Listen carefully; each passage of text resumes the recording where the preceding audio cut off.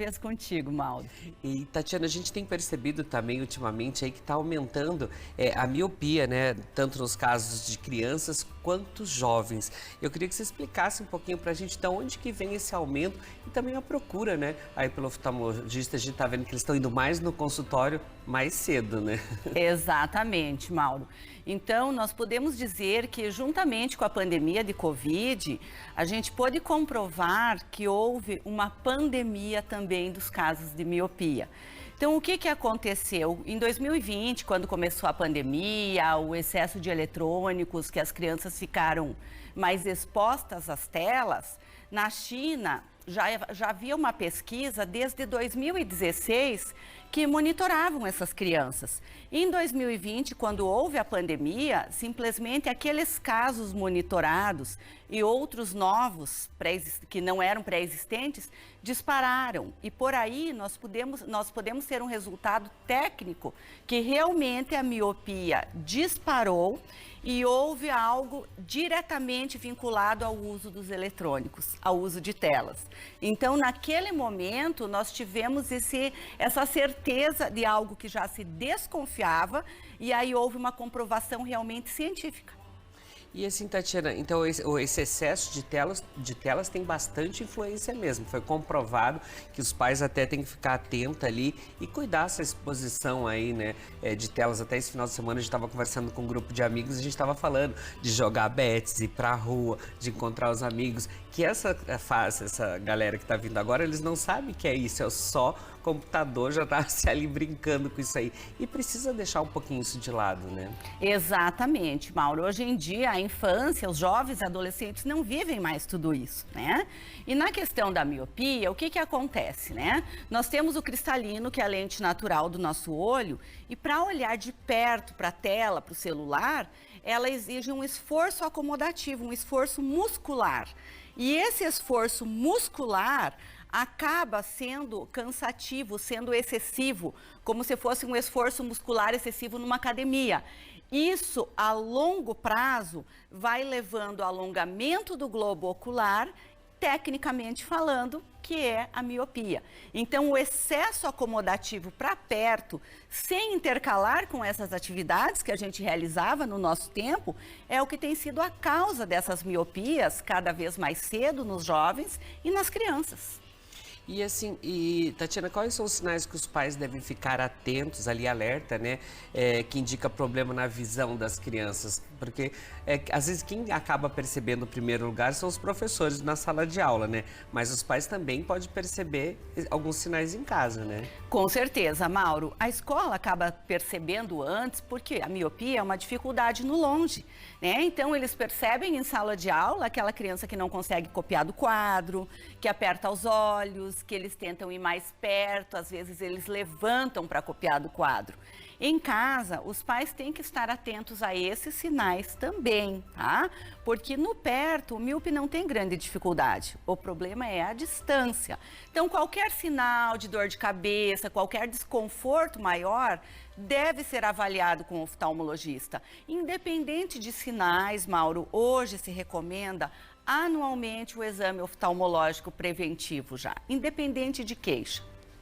Porque a gente sabe que você tem vários tipos ali, não é que você vai ter que usar um óculos, mas você pode fazer um para descanso, de repente, um para você usar a tela, que a gente sabe que é importante você usar a tela.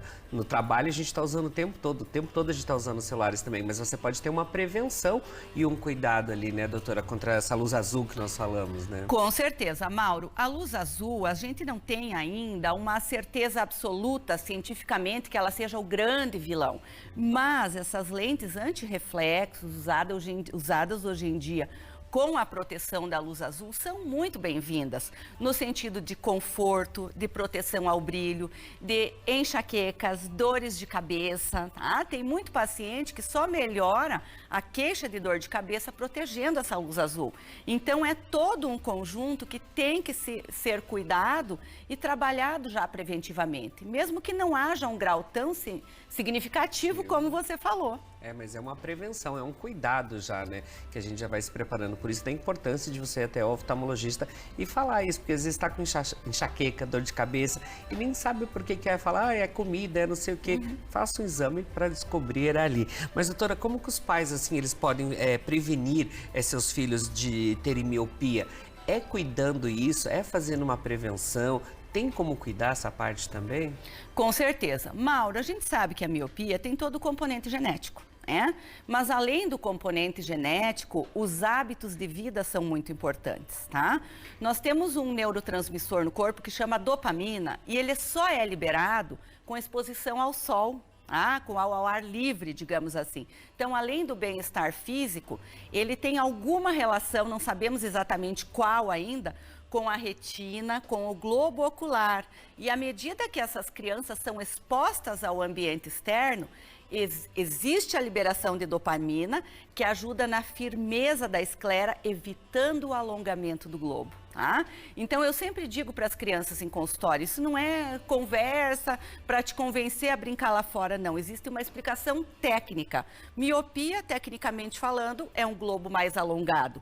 E esse alongamento ocorre por excesso acomodativo de perto e ele pode ser evitado através de atividades ao ar livre, onde ocorre a liberação de dopamina, que age na retina como se fosse enrijecendo essa retina e evitando esse alongamento. E tem toda uma explicação realmente que é científica. E eles entendem, sabe? Eu procuro que eles entendam, porque senão, falou que não pode, mas não pode porque não quer que eu fique no celular. Outra coisa, quando ficam muitas horas assistindo série, filme, aquele esqueminha de espelhar o celular na televisão, tá? Porque não é o brilho propriamente dito, é a proximidade. A força que você faz com... Exatamente, o esforço acomodativo de perto. Passou ali uns 3 metros, espelhou na TV, esse esforço acomodativo já é muito menor. Então, tudo isso, atitudes que ajudam. Doutora, e assim, quais que as dicas assim com relação à vida saudável, né, que também interfere na vida saudável? O que eles podem fazer para ter uma qualidade ali boa da visão também? Bom, Mauro, fundamental, atividades ao ar livre 1 hora por dia, para todos, tá? Exposição solar, exposição à natureza, exposição diretamente à luz, isso para todos, tá? E olha, é saúde ocular, é saúde mental e é a saúde geral como um todo. Até a gente antigamente tinha medo de usar óculos, falava, não vou no oftalmologista que ele vai mandar usar óculos e não sei o quê.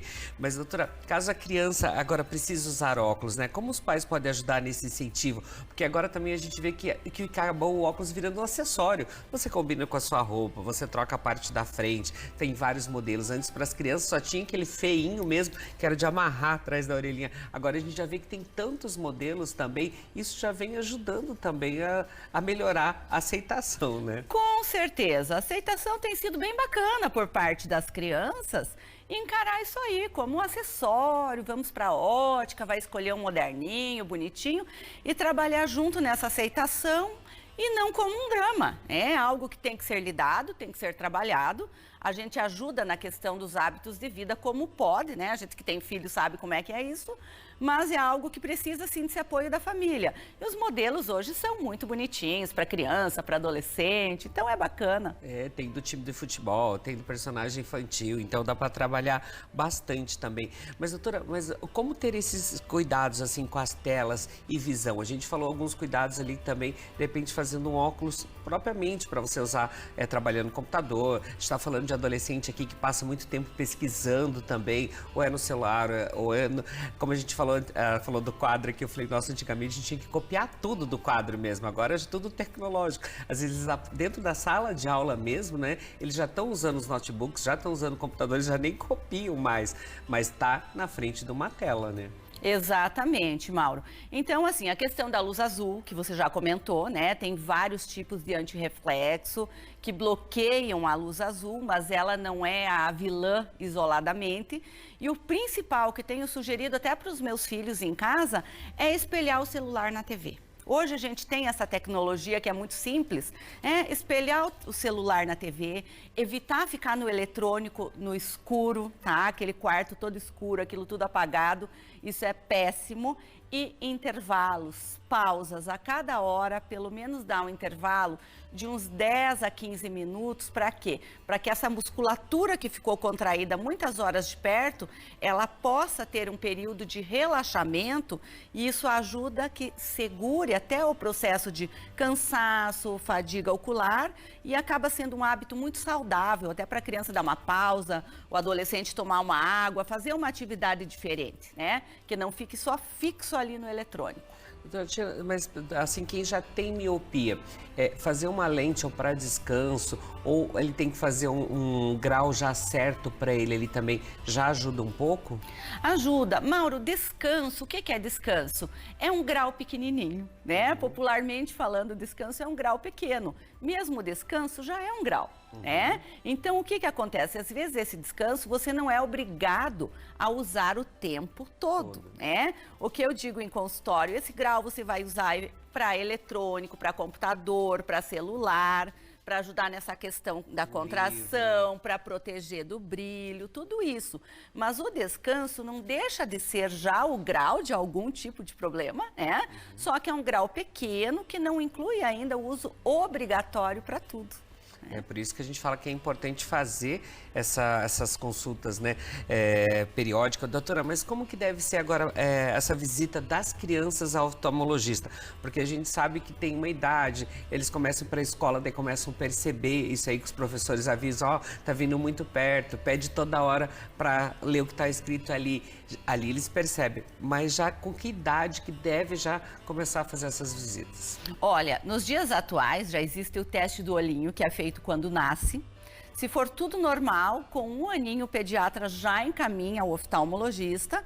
E caso não veja nada que sinalize problema, a gente tem orientado anualmente, porque a exposição das crianças hoje em dia é muito intensa, é muito diferente de como foi na nossa época. Então hoje a recomendação tem sido exames anuais de rotina, mesmo que não haja uma queixa específica, porque aí se houver, vai ser feito um diagnóstico precoce, um tratamento precoce, no sentido de evitar problemas futuros. Mas é isso aí, gente. Mas é importante vocês ficarem atentos a esses sinais, ter esses cuidados também, procurar ajuda ali também, porque às vezes, quando é criança também eles não sabem falar, então tem que ter esse cuidado. A gente vê alguns vídeos na internet, a criancinha lá, a primeira vez que coloca um óculos nela, que elas começam a enxergar também a importância disso, né, doutora? Porque eles não vão falar, eu não estou enxergando, estou com problema e tal. Então esse cuidado, esse primeiro exame no nascimento ali, conta muito. Os pais têm que fazer assim e ter esse acompanhamento, né, doutora? Só a gente que já usou óculos, que fez cirurgia, sabe a importância da visão. Temos que cuidar, né? Exatamente, isso aí. Doutora, gratidão, um bom retorno para o consultório. Venha mais vezes. Vocês também, se quiserem saber mais sobre os cuidados, né, com os olhos aí na adolescência, nas crianças, querem dar sugestões aí também, manda para a gente, que a gente convida novamente a doutora Tatiana para vir aqui com a gente. Gratidão. Muito obrigada, foi um prazer.